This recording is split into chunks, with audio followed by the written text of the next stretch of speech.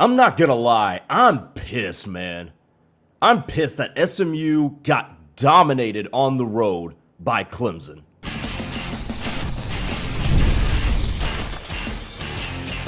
You are Locked On SMU, your daily podcast on the SMU Mustangs, part of the Locked On Podcast Network, your team every day.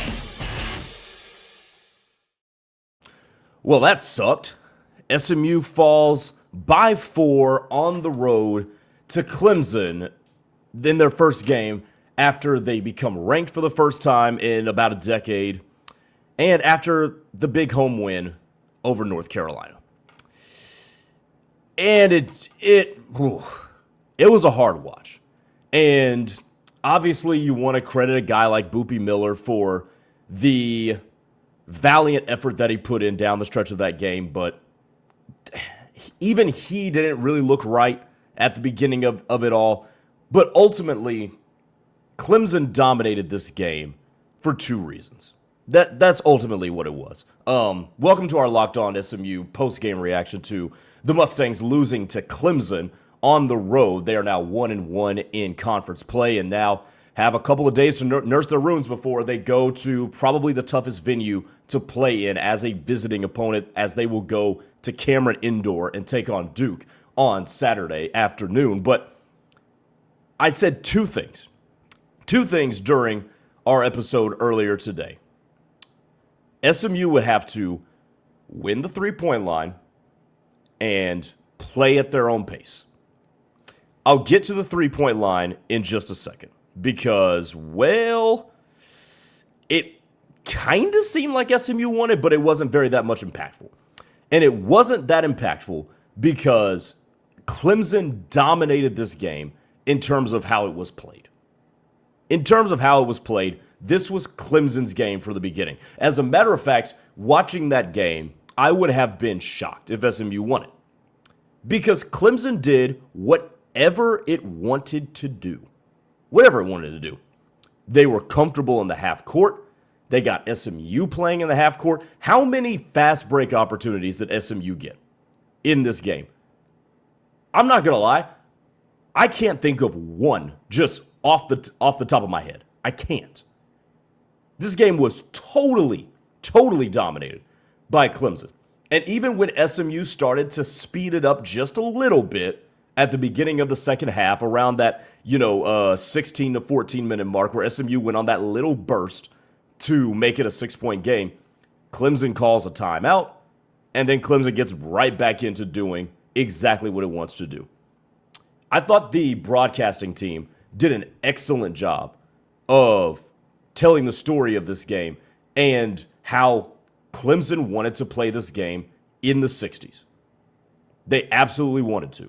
And I thought the broadcasting team did a great job of reiterating constantly that this is a game with a contrast of styles where one team wants to play fast, the other team wants to do the exact opposite.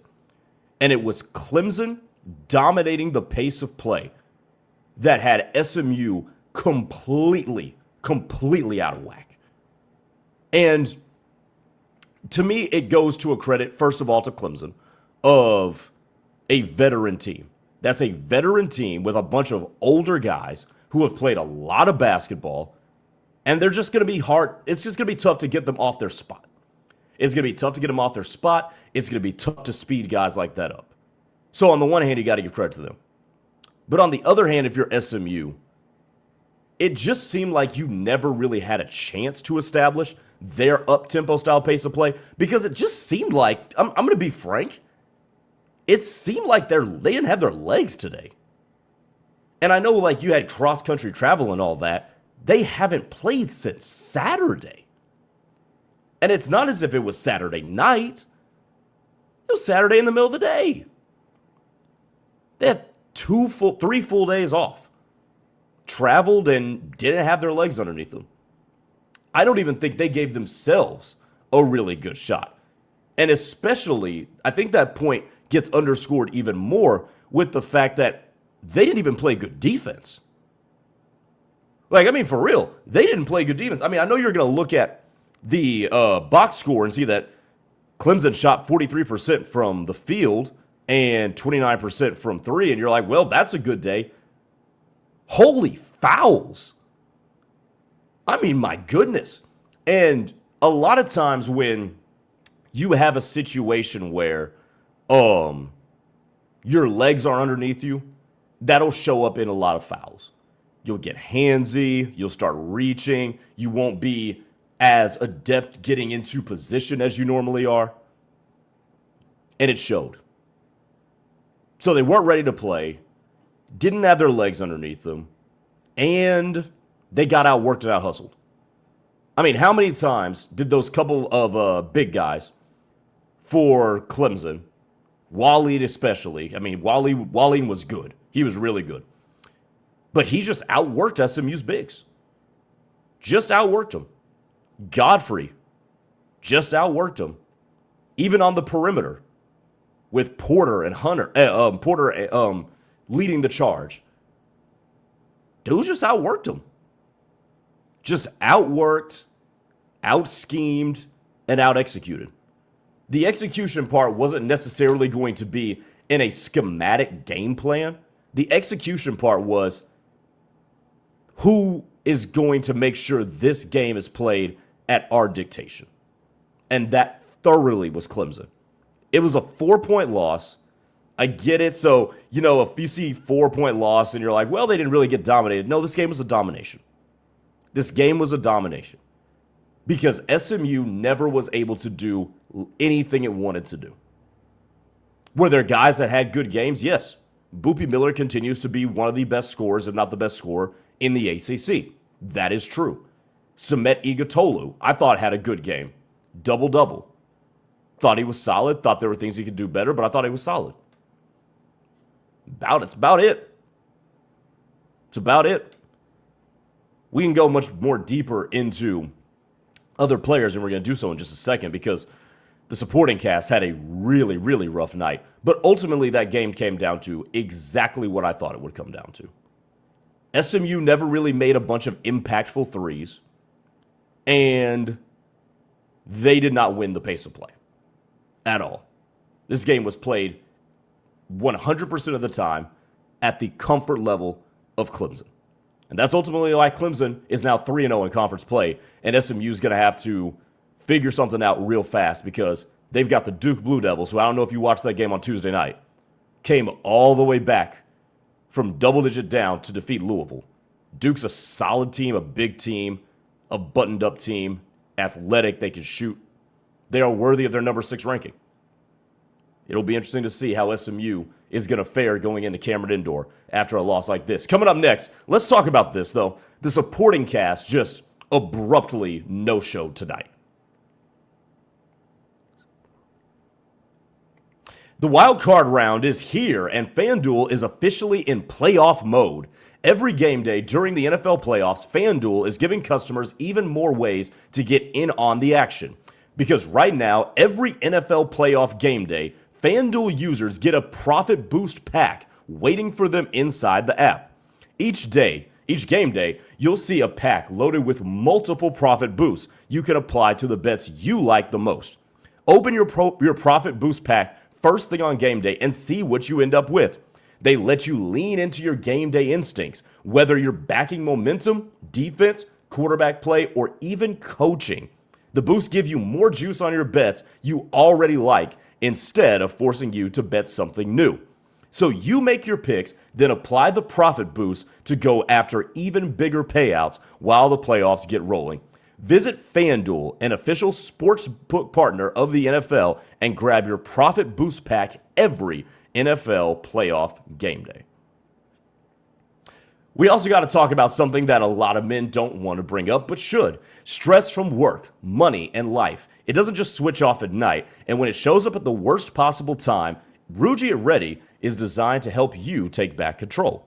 Rugiet Ready is a next-generation prescription treatment created to support both the brain and the body so that you can feel present, confident, and ready when the moment matters. The science behind Rugiet Ready stands out with 3 clinically proven ingredients in one formula designed for both mental and physical readiness. You can connect with a board-certified doctor online, and everything ships discreetly to your door. it's easy to understand why over 150,000 men have already made this switch. If you've been thinking about taking the next step, now's the time. Visit Rugiet.com/LockedOnCollege. That's Rugiet, RUGIET.com/LockedOnCollege to get 15% off your order for limited time. Rugiet Ready. Feel present, feel confident, and feel ready.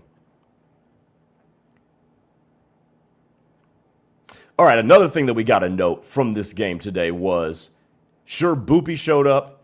Samet Igatolu was solid in this game today. Not great, but he was solid. 14 points, 11 boards, 6 of 8 from the field. Probably could have wanted a little bit more on the defensive end from him, but that's fine. Boopy had 23, but a rather inefficient 23. 5 for 15 from the floor, not great. But where the hell was everybody else? And you look at this box score, and you see Jerron Pierre with 12 and B.J. Edwards with 12. Did anybody feel like either of those two were in double figures? Like, everybody just disappeared. Corey Washington, what happened to him?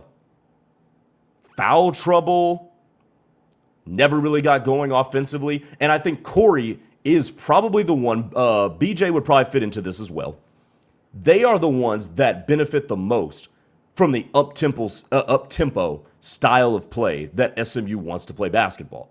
And when I really thought about this game and things that were going through my head while I was watching it, it made sense why Corey and BJ were offensively as ineffective as they were, because they benefit from a game that is played more in the open floor, and this game clearly was not at any point in time. So the question now, I think, falls to this, and we'll get into more of the supporting cast. As it pertains to Corey Washington, what is it? What is he? The 23 points against North Carolina. Now, obviously, I don't expect him to score 23 a night. That's an unrealistic expectation, okay? I don't expect that. But what is he? Is he a guy that you can trust to get 14 points a night? Is he a guy that is more going to be on the 7 and 9 side? Because I think SMU's trajectory and ceiling changes with what Corey Washington actually is. Obviously, 23 is going to be an upper echelon type of performance, but was a performance like that we saw against North Carolina, was that an outlier? I think that's a fair question to ask. B.J. Edwards wasn't very effective, 3 of 8, did hit all 6 of his free throws, so that's good.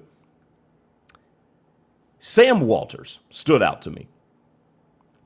And if this guy's not shooting the basketball, he is a liability defensively. A liability.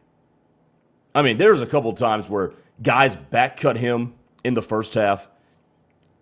Hands weren't quick enough to intercept a cross-court pass and then didn't close out hard enough and gave up a 3. Like, he is, if he's not shooting shots from the perimeter, he is a liability on the floor.